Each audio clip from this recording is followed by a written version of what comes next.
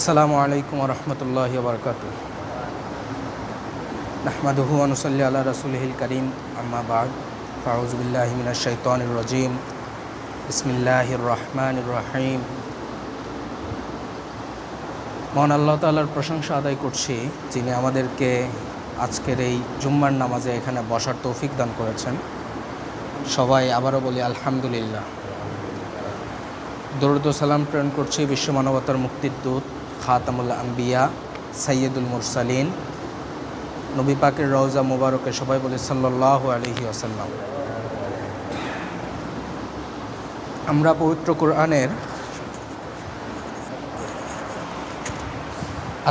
পবিত্র কোরআনের সূরা আল ফজর থেকে, সূরা আল ফজরের 9 নম্বর আয়াত থেকে অল্প কিছু কথা শোনার চেষ্টা করব ইনশাআল্লাহ।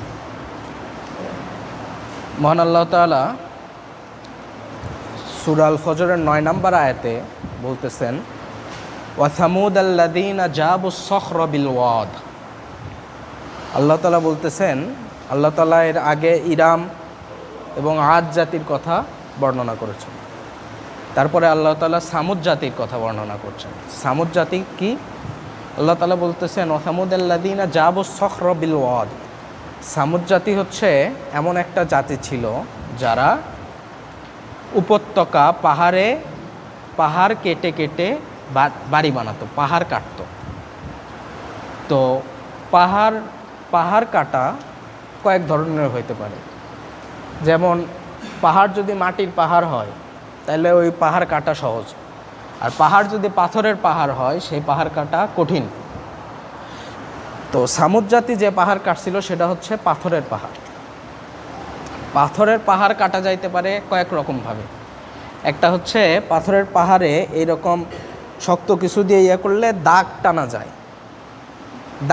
যায়, ছোট পাহাড়, এটাকেও পাহাড় কাটা বলা যাইতে পারে। কিন্তু আল্লাহ তাআলা সামুদ জাতি কীরকম করে পাহাড় কাটতো সেটা বোঝানোর জন্য জাবুস সখরা শব্দ ব্যবহার করছেন। জাবু, এখানে দুইটা শব্দ ব্যবহার করা যায় আরবিতে। একটা হচ্ছে নাহাতু, অর্থাৎ হচ্ছে পাহাড় ছোট ছোট করে পাহাড়ে এরকম দাগ দেয়া টাইপের কাটা, স্ক্র্যাচ করা, ইংলিশে বলে স্ক্র্যাচ করা, এরকম নখ দিয়ে হচ্ছে খোঁচানো টাইপ। কিন্তু জাবুন শব্দ দ্বারা আল্লাহ তাআলা বলেন, জাবুস শব্দ দ্বারা যেটা বোঝা যায় সেটা হচ্ছে তারা পাথর ছিদ্র করে দুই ভাগ করে ফেলত। অর্থাৎ তারা রকি মাউন্টেন, পাথরের পাহাড় একেবারে কেটে টুকরা টুকরা করে ফেলত এবং সেখানে তারা বাড়ি বানাতো। তার মানে আল্লাহ তাআলা এই শব্দ দ্বারা সামুদ জাতির শক্তিমত্তা সম্পর্কে আমাদেরকে ধারণা দিচ্ছেন। এই সামুদ জাতি সম্পর্কে পবিত্র কোরআনুল কারিমে বিস্তারিত আলোচনা করা আছে। সামুদ জাতির কাছে আল্লাহ তাআলা কাকে পাঠাইছিলেন? সামুদ জাতির কাছে আল্লাহ তাআলা পাঠাইছিলেন হচ্ছে সালেহ আলাইহিস সালামকে। সালেহ আলাইহিস সালাম সামুদ জাতির কাছে গেলেন এবং এখানে একটা ইম্পর্টেন্ট বিষয় আছে। সালেহ আলাইহিস সালাম ছিলেন সামুদ জাতির নিজের গোত্রের মানুষ। অর্থাৎ সালেহ আলাইহিস সালাম বাইরে থেকে উড়ে এসে জুড়ে বসা কোনো মানুষ না।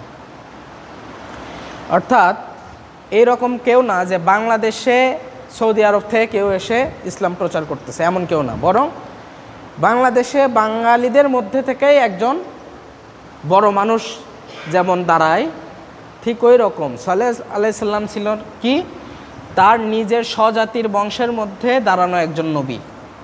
অর্থাৎ সালেহ আলাইহিস সালাম সম্পর্কে তার জনগণ, তার দেশের জনগণ খুব ভালো মতো জানতো, কারণ নবী সালেহ আলাইহিস সালাম সেই জাতির মধ্যেই বড় হওয়া মানুষ। এবং সালেহ আলাইহিস সালামকে তার জাতির মানুষজন অত্যন্ত সৎ মানুষ হিসেবে চিনত এবং ভালো মানুষ হিসেবে চিনত। এবং পবিত্র কোরআনে আল্লাহ তাআলা এই সামুদ জাতির একটা কথা উল্লেখ করেছেন, সেটা হচ্ছে সামুদ জাতি সালেহ আলাইহিস সালামকে বলতো কুংতা ফিনা মারজুয়া, অর্থাৎ আমরা আশা করি আমাদের মধ্যে তুমি হবা সেই আশার প্রতীক যে আমাদের পরবর্তী লিডারশিপ নেতৃত্ব তুমি গ্রহণ করবা। অর্থাৎ সামুদ জাতির কাছে প্রেরিত সালেহ আলাইহিস সালাম ছিলেন এমন একটা মানুষ যিনি সেই গোত্রের মধ্যে থেকে বড় হওয়া মানুষ, যাকে মানুষজন খুবই ভালো হিসেবে চেনে এবং তাকে মানুষজন, আশেপাশের মানুষজন খুবই বিশ্বাস করে।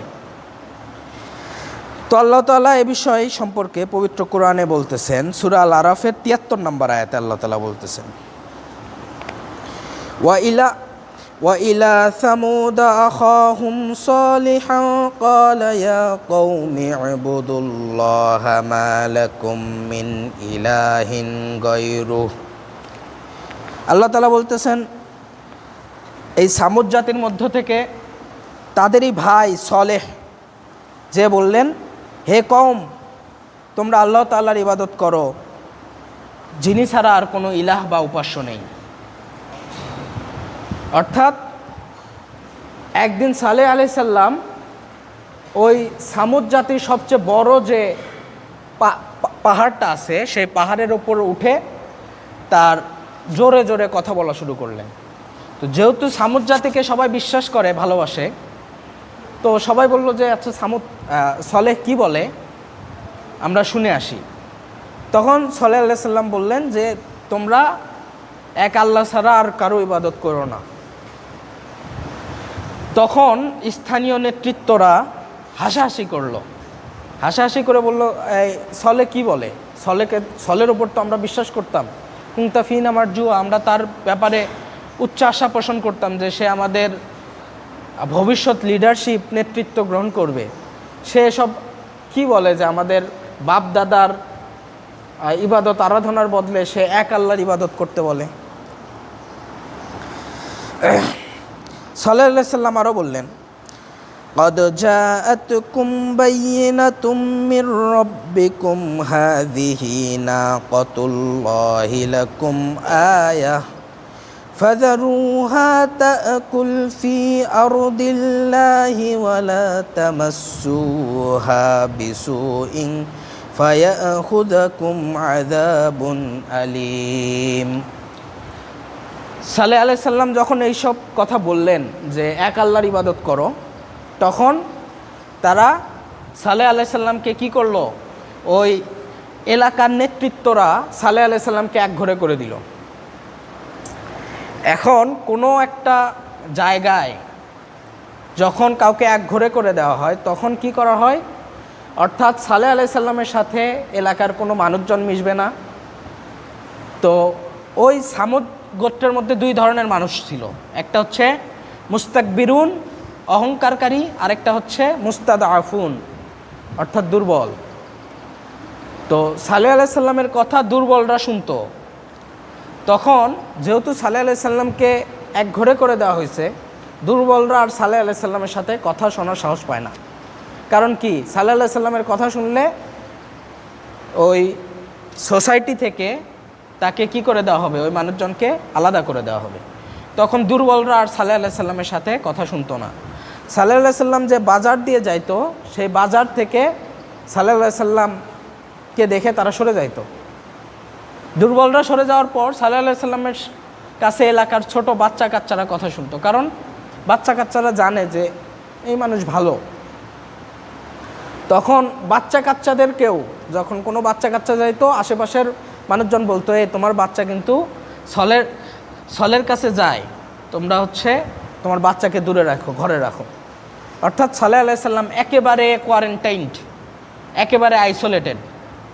আমরা মাঝখানে করোনা হইলে আমরা দেখছি যে কাউকে আইসোলেশনে রাখলে তার ঘরে তার বাচ্চা কাচ্চা, ওয়াইফও যাওয়ার সাহস করতো না, কারণ করোনা হয়েছে। বাংলাদেশে আমরা একটু কম দেখছি, কিন্তু বিদেশে তাই হয়েছে যে 14 দিন দেখা গেছে যে এমন আইসোলেশনে আছে, ওই ঘরের মধ্যে মানুষ মারা গেছে, কিন্তু বাইরে থেকে তার ওয়াইফ জানে না। তো সালেহ আলাইহিস সালামকে এই ধরনের আইসোলেশনে করা হয়েছে। এবং আইসোলেশন তার উপর হচ্ছে টন্টিং। সালেহ আলাইহিস সালামকে দেখলে তারা হচ্ছে হাসি তামাশা করত যে এসে গেছে একজন আল্লাহর রাসূল, এসে গেছে। হাসি তামাশা করে। আল্লাহর রাসূল এসে গেছে, তোমরা তার কথা শোনো হাসি তামাশা করে। অর্থাৎ এলাকার নেতৃত্বস্থানীয় লোকজন সাল্লাল্লাহু আলাইহি সাল্লামকে একেবারে একঘরে করে ফেলছে। এবং সাল্লাল্লাহু আলাইহি সাল্লামকে তারা বলতো যে আচ্ছা তুমি যদি সত্যবাদী হও, তুমি যদি আল্লাহর রাসূল হও, তাহলে এমন কোনো একটা নিদর্শন আনো যেটা দেখে আমরা আল্লাহর উপর বিশ্বাস করতে পারি। সাল্লাল্লাহু আলাইহি সাল্লাম বলল, কেমন নিদর্শন আনলে তোমরা খুশি হবা? তো এই লিডার শ্রেণীর লোকজন এমন একটা নিদর্শনের কথা বলল যেটা হচ্ছে ফিজিক্যালি রিয়েলিটিতে এটা লজিক্যালি পসিবল না। ইট ডিফাইস লজিক, কোনো ধরনের লজিকে এই কথা খাটবে না। কি বলল? তারা বলল যে আমরা চাই তুমি ওই পাহাড় থেকে একটা উটনি আনবা, একটা ক্যামেল আনবা। সেই ক্যামেলটা হবে, সেই উটনিটা হবে 10 মাসের প্রেগনেন্ট, এবং সেই উটনি হবে লাল। তো একটা পাহাড় থেকে উটনি কিভাবে বের হয়, তাও আবার 10 মাসের প্রেগনেন্ট, এবং সেই উটনি হতে হবে অনেক বড়। তো সাল্লাল্লাহু আলাইহি সাল্লাম বললেন, আচ্ছা এই নিদর্শন যদি আসে আল্লাহর পক্ষ থেকে, তারপরেও কি তোমরা বিশ্বাস করবা কি না? তখন তারা হাসাহাসি করে বলল যে এই নিদর্শন তো আসাই পসিবল না, আচ্ছা আনলে দেখা যাবে, আনলে বিশ্বাস করব। তখন এই উটনিটা পাহাড় থেকে বের হয়ে আসে। এটা বোঝানোর জন্যই পরের যে আয়াত আমি তেলাওয়াত করলাম সেটা, কদ জাআতকুম বাইয়িনাতুম মির রাব্বিকুম। সাল্লাল্লাহু আলাইহি সাল্লাম বলল যে হ্যাঁ, এখন এই উটনি দেখা গেল, হ্যাঁ সত্যি সত্যি একটা পাহাড় থেকে বের হয়ে একটা উটনি বের হয়েছে। 10 মাসের প্রেগনেন্ট একটা উটনি পাথর থেকে বের হয়ে গেছে। তখন সাল্লাল্লাহু আলাইহি সাল্লাম বলল যে এটা আল্লাহ তাআলার পক্ষ থেকে একটা নিদর্শন। এই নিদর্শনকে তোমরা হাজিহি নাকাতুল্লাহি লাকুম, আল্লাহ তাআলার পক্ষ থেকে এই উটনিটা আসছে, আয়াতুন, এটা একটা আল্লাহর নিদর্শন। ফাজারুহা তাকুল ফি আরদিল্লাহ, তোমরা তাকে ছেড়ে দাও। ফাজারুহা তাকুল ফি আরদিল্লাহ, সে এই জমিন থেকে সে খাওয়া দাওয়া করুক, সে তার মতো খাবে, তোমরা তাকে ছেড়ে দাও। ওয়ালা তামাসসুহা বিসুইন, এবং এই উটনিকে কোনো ধরনের খারাপ মতলবে স্পর্শ করবা না। খারাপ মতলব কী হতে পারে? উটনিকে মেরে ফেলতে পারে। ফায়াখুযাকুম আযাবুন আলীম, যদি তোমরা এইভাবে এই উটনিকে খারাপ মতলবে এই উটনিকে ধরো, তাহলে আল্লাহ তাআলার আযাব কিন্তু চলে আসবে। অর্থাৎ কোরআনে আল্লাহ তাআলা এই উটের বের হয়ে আসাকে করে দিলেন, স্টেটেড করে দিলেন যে উট যে বের হয়ে আসছে এটা সারা জীবনের জন্য মুমিনদের জন্য একটা শিক্ষা, যে হ্যাঁ আল্লাহ তাআলা চাইলে ডিফাইস লজিক, যেগুলা ফিজিক্যাল লজিক স্বীকার করে না, সেই ধরনের কাজবাজ হইতে পারে। যেমন আমরা জানি 2 থেকে 3 দিন আগে ভেনেজুয়েলাতে একটা বিশাল ভূমিকম্প হয়েছে। 7.1, 7.5, দুইটা ভূমিকম্প, টুইন আর্থকুয়েক। এই ভূমিকম্পে ধারণা করা হচ্ছে 1 লক্ষ মানুষ মারা গেছে বিল্ডিংয়ের নিচে পড়ে। ধারণা করা হচ্ছে প্রায় 58,000 ভবন কি হয়েছে, 58,000 ভবন ক্ষতিগ্রস্ত হয়েছে। যদিও অফিসিয়ালি এত মৃত্যুর খবর কেউ স্বীকার করবে না, কারণ ভেনেজুয়েলা রিসেন্টলি আমেরিকা দখল করে ফেলছে। ভেনেজুয়েলার সরকারকে ক্ষমতাচ্যুত করে, মাদুরোকে ক্ষমতাচ্যুত করে আমেরিকা দখল করে ফেলছে। এখন ওখানকার আর আসল খবর কখনোই বের হয়ে আসবে না। কিন্তু 1 লক্ষ মানুষ মারা গেছে ভূমিকম্প। ওরা সারা জীবনেও আশা করে নাই যে এইরকম ভূমিকম্প হয়ে এত মানুষ মরবে। ঢাকাতেও যদি ওই রকম একটা 7.1 মাত্রার ভূমিকম্প হয়, ঢাকাতেও প্রায় 1-2 লক্ষ মানুষ মারা যাবে। কিন্তু ঢাকার মানুষজন, বাংলাদেশের মানুষজন দেখে মনে হয় না যে এরকম ভূমিকম্প হওয়া পসিবল। ঢাকার মানুষজন দেখলে তো মোটেও মনে হয় না। মনে করে যে গত 200-300 বছর এই অববাহিকায় কোনো বড় ভূমিকম্প হয় নাই, হয়তো আমাদের বেলায়ও হবে না, হয়ে যেতে পারে, এমন কিছু হতে পারে। কোভিড-19 কি সিচুয়েশন, সারা দুনিয়া শাট অফ। মানুষজন সর্বশেষ 1900 সালের শুরুর দিকে গুটি বসন্ত প্লেগ এই কয়টা রোগের কারণে এইরকম সিচুয়েশন হয়েছিল। কোভিডে যা হয়েছে, বাংলাদেশে কম হয়েছে, আল্লাহ তাআলা আমাদের বাঁচাই দিয়েছেন। কিন্তু বিদেশে যা হয়েছে যে ওরা সারা জীবনের একটা মানসিক সমস্যার মধ্যে দিয়ে যায়। আমি করোনার সময় কানাডায় ছিল, এক বড় ভাইয়ের সাথে দেখা করছি কয়েকদিন আগে। ভাইকে দেখি এখনও ওই মাস্ক, ভারী একটা মাস্ক পরা, এবং প্রতি সেকেন্ডে হচ্ছে ওই হেক্সাসল হাতে, আমরা ওই হাত ধুইতাম মনে আছে কিনা, হাতে হেক্সাসল দিয়ে হাত মুছতেছে কিছুক্ষণ পর পর। কারণ করোনার সময় কানাডায় এমন সিচুয়েশন হয়েছে, এত মানুষ মরছে যে সে আর সাহস করে না, তার মনের ভিতর ওই ভয় গেঁথে গেছে। তো করোনার সময় দুনিয়াতে যে সিচুয়েশন হয়েছে, এই সিচুয়েশন দুনিয়ার মানুষজন কখনো বিশ্বাস করেনি তো এরকম হইতে পারে। পুরা আমেরিকা শাটডাউন, মানুষ ঘরের পর ঘর মানুষ মরছে। এত উন্নত চিকিৎসা ব্যবস্থা, মানুষ চিকিৎসা পায়ে মরে নেই, সব চিকিৎসা ছাড়া মরছে। তো দুনিয়াতে আল্লাহ তাআলার জন্য এমন কিছু সৃষ্টি করা কঠিন কোনো বিষয় না যেটা লজিক্যালি পসিবল না, অথবা মানুষজন মনে করে যে এটা পসিবল না। তো এই বিষয়টাই সামুদ জাতির সামনে একটা গর্ভধারিণী উটনি একটা পাথরের পাহাড় ফেটে বের হয়ে আসছে। তো হযরত সালেহ আলাইহিস সালাম তার জাতিকে আরেকটু সতর্ক করতেছেন এবং জাতিকে সতর্ক করে বলতেছেন যে আল্লাহ তাআলা তার জাতিকে কোন কোন ধরনের নিয়ামত দিয়েছেন আগে থেকে। সালেহ আলাইহিস সালাম বলতেছেন, কোরআনে আল্লাহ তাআলা বলে দিয়েছেন, ওয়াযকুরু ইয জাআলাকুম খুলাফাআ মিন বা'দি আদিন ওয়া বাওয়াআকুম ফিল আরদি তাত্তাখিযুনা মিন সুহুলিহা কুসুরা। সালেহ আলাইহিস সালাম বলতেছেন যে তোমরা স্মরণ করো ওই সময়ের কথা যখন আল্লাহ তাআলা আদ জাতির পরে তোমাদেরকে এই জমিনে রাজত্ব দান করছেন, সর্দার করেছেন। এখান থেকে একটা বিষয় ক্লিয়ার হয় যে সামুদ জাতি কোন জাতির পর আসছেন? আদ জাতির পর। আল্লাহ তাআলা আদ জাতিকেও ধ্বংস করে দিয়েছেন। আদ জাতি সম্পর্কে সূরা ফজরের 2 আয়াত আগেই আল্লাহ তাআলা বলেছেন, ইরামা যাতিল ইমাদ আল্লাতী লাম ইখলাক মিসলুহা ফিল বিলাদ, যে আমি তো আদ জাতিকে সৃষ্টি করছি এবং আদ জাতির মতো শক্তিশালী জাতি আর কখনো কোথাও সৃষ্টি করিনি। তাদেরকেও আল্লাহ তাআলা কী করে দিয়েছেন? ধ্বংস করে দিয়েছেন। বিরিহিন সরসরিন আতিয়া, আদ জাতিকে বাতাসের মাধ্যমে আল্লাহ তাআলা আদ জাতিকে ধ্বংস করে দিয়েছেন। তো সালেহ আলাইহিস সালাম ওই বিষয়টা মনে করাই দিলেন যে তোমরা আদ জাতির পরে এই দুনিয়াতে এসেছো এবং তোমরা ওয়াতান হিতুনাল জিবালা বুয়ুতা, এবং তোমরা এই পাহাড়ের মধ্যে তোমরা বাড়িঘর নির্মাণ করেছো। আল্লাহ তাআলার ওই ইয়াগুলা স্বীকার করো, নিয়ামতগুলো স্বীকার করো যে আল্লাহ তাআলা একটা জাতিকে ধ্বংস করে দেওয়ার পর তোমাদেরকে রাজত্ব দান করেছেন। এবং এই যে সালেহ আলাইহিস সালাম যে তার জাতিকে বারবার সতর্ক করেছেন, এটা আল্লাহ তাআলা কোরআনে অনেক জায়গায় বর্ণনা করেছেন। আরেকটা 26 নম্বর সূরা 156 নম্বর আয়াতে আল্লাহ তাআলা বলেন, ওই সালেহ আলাইহিস সালামের ঘটনা বর্ণনা করতেছেন, ওয়ালা তামাসসুহা বিসুইন ফায়াখুযাকুম আযাবুন ইয়াউমিন আযীম। সালেহ আলাইহিস সালামের ওই কথা যে তোমরা কখনোই বাজে নিয়তে এই উটনিকে স্পর্শ করবে না, তাইলে কিন্তু আল্লাহর ভয়ঙ্কর আযাব আসবে।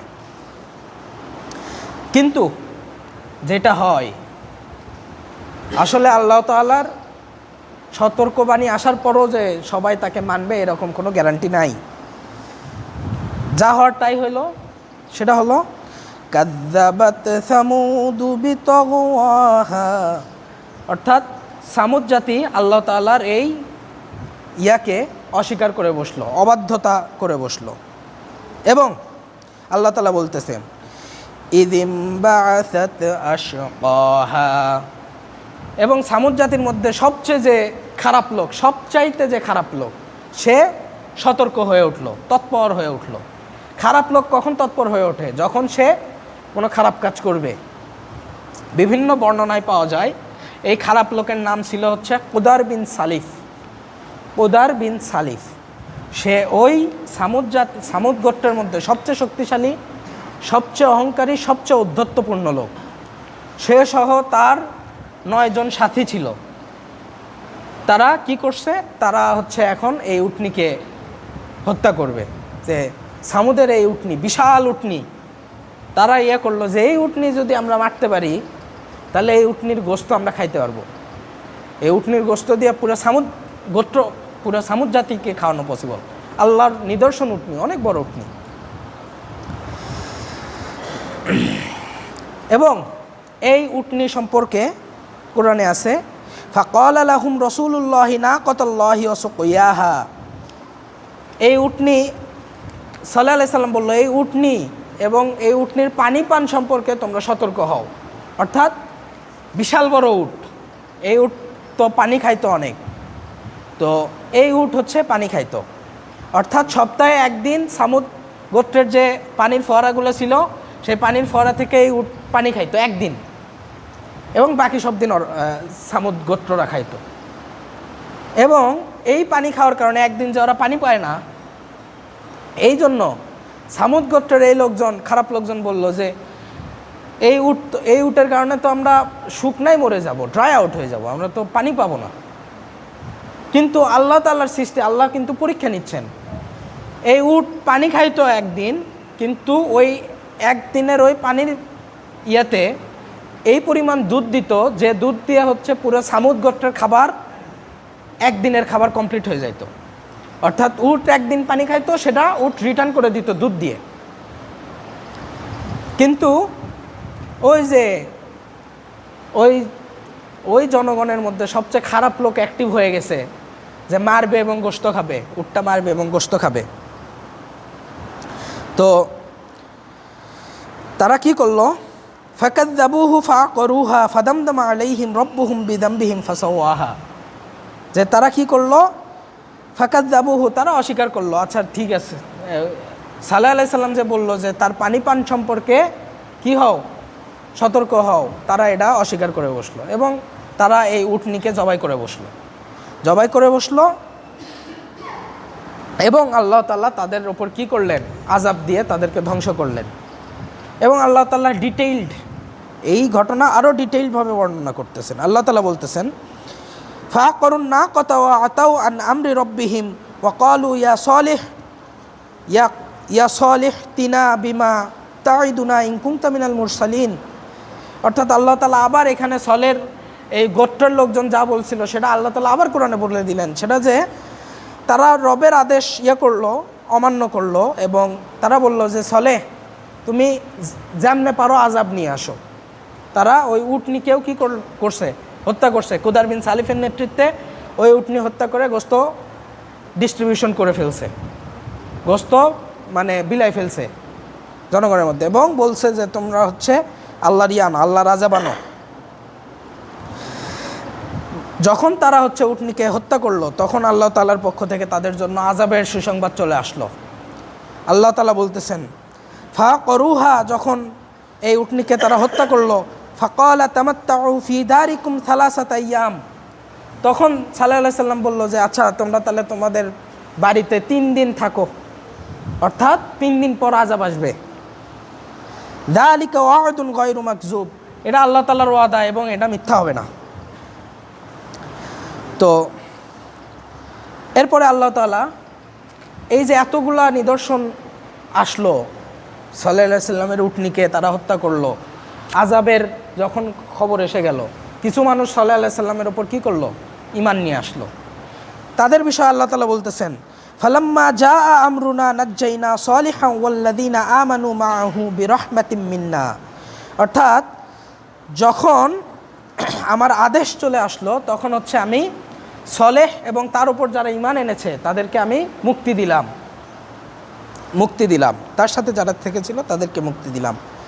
অমিন খিজইন ইয়াউমা ইযিন ইন্না রাব্বাকা হুয়াল কাউইয়ুল আজিজ। এবং আল্লাহ তাআলা কি করলেন, আল্লাহ তাআলা শক্তিশালী এবং পরাক্রমশালী। আল্লাহ তাআলা পাকড়াও করলেন, সালেহ আলাইহিস সালামের জাতিকে পাকড়াও করলেন।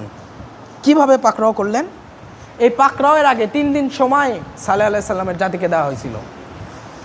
বিভিন্ন বর্ণনা এরকম পাওয়া যায় যে প্রথম দিন তাদের হচ্ছে স্কিন, তাদের হচ্ছে চামড়া হলুদ বর্ণ ধারণ করলো, হলুদ আপ হয়ে গেল, একটু হলুদ।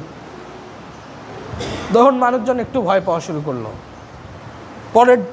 পরের দিন চামড়া লাল হওয়া শুরু করলো এবং তারপরের দিন মানুষের চেহারা কালো হওয়া শুরু করলো, কারণ তারা ভয় পেয়ে গেছে, আসলে ভয় পেয়ে গেছে, ভয়ে চেহারা কালো হয়ে গেছে। তো চেহারা কালো হয়ে গেল।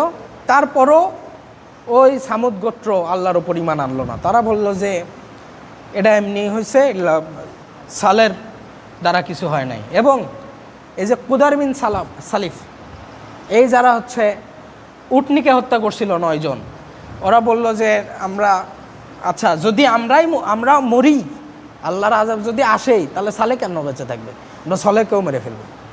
তখন ওরা সালেহ আলাইহিস সালামকে মারার জন্য তৎপর হয়ে গেল। তখন বিভিন্ন বর্ণনায় এইরকম পাওয়া যায় যে একটা পাহাড়ি রাস্তায় যাওয়ার সময় উপর থেকে পাথর পড়ে ওরা 9 জন মারা যায়। কিন্তু অর্থাৎ মেইন কালপ্রিটগুলো আগেই ধ্বংস হয়ে গেছে, মেইন কালপ্রিটগুলো আগে ধ্বংস হয়ে গেছে। বাকি হচ্ছে আযাব আসা বাকি। 3 দিন পর আল্লাহর আযাব চলে আসলো। এই বিষয়ে আল্লাহ তাআলা বলতেছেন, ওয়া আখাযাল্লাযীনা যালামুস সাইহাতু ফাসবাহু ফি দিয়ারিহিম জাসিমিন। অর্থাৎ যারা জুলুম করেছিল, যারা আল্লাহ তাআলার অবাধ্যতা করেছিল, বিকট আওয়াজ, আর সয়হা মানে আওয়াজ, বিকট আওয়াজ তাদেরকে কি করলো? গ্রাস করে ফেললো। আওয়াজ একটা শক্তি। আওয়াজ, ইঞ্জিনিয়ারিং এবং সায়েন্সে আওয়াজ একটা শক্তি। আপনার সাইডে যদি বড় কোনো ট্রাকের চাকা বাস্ট হয়, তাহলে আপনার কানে পর্দা ফেটে যাইতে পারে। তো এটাকে বলে শক ওয়েভ আসে। একটা দেখবেন বোমা ফাটছে ওই পাশে, আমি এখান থেকে উড়ে যাই। কারণ কি? ফাটার পর ওখানে একটা নেগেটিভ প্রেশার ক্রিয়েট হয়, বাতাস ধাক্কা মারে, ওই ধাক্কা এবং শব্দ আমাকে উষ্টা নিয়ে ফেলে দেয়। তো আওয়াজ একটা কি? আওয়াজ একটা আল্লাহর গজব, অনেক বড় আওয়াজ। এবং বর্ণনায় পাওয়া যায় এই আওয়াজের কারণে কি হয়েছিল? এই আওয়াজের কারণে ভূমিকম্প হয়েছিল। এই ভূমিকম্পের কারণে তারা কি হয়ে গেল? তাদের অবস্থা সম্পর্কে বর্ণনা করতে যেয়ে বললেন আল্লাহ তাআলা, ফি দিয়ারিহিম জাসিমিন, অর্থাৎ তারা তাদের ঘরেই একেবারে মুখ থুবড়ে পড়ে গেল, শেষ সব, একবারে পুরো সামুদ জাতি একবারে ধ্বংস হয়ে গেল। তো আল্লাহ তাআলা বলতেছেন যে এমনভাবে তাদের ধ্বংস করে দেওয়া হয়েছে যেন কাল্লাম ইয়ানাউ ফিহা, যেন সেখানে কখনো কেউ বসবাসী করে নাই। এমনভাবে ধ্বংস করে দেওয়া হয়েছে যেন ওখানে কেউ কখনো বসবাসী করে নাই। এবং সামুদ গোত্রের এই সব ঘটনা আপনারা ইউটিউবে সার্চ দিয়ে দেখবেন। পেট্রা নামক জায়গায় এখনও তাদের বিভিন্ন মাদায়েন সালে, ওই এলাকায় এখনও তাদের বিভিন্ন ধ্বংসাবশেষ আছে। এবং পাথরে তারা যে বাড়িঘর করত, সেই বাড়িঘরগুলো সেখানে এখনও মজুদ আছে। তো আমি আমার সময় শেষ হয়ে গেছে। আমি সূরা আল ফজরের 9 নম্বর আয়াতের একটু বিস্তারিত কথা বলছি। আল্লাহ তাআলা এখান থেকে আমাদেরকে শিক্ষা নেওয়ার তৌফিক দান করুন। এ বলে আমি আমার কথা শেষ করছি। আখির দাওয়ানা আলহামদুলিল্লাহি রাব্বিল আলামিন। আসসালামু আলাইকুম।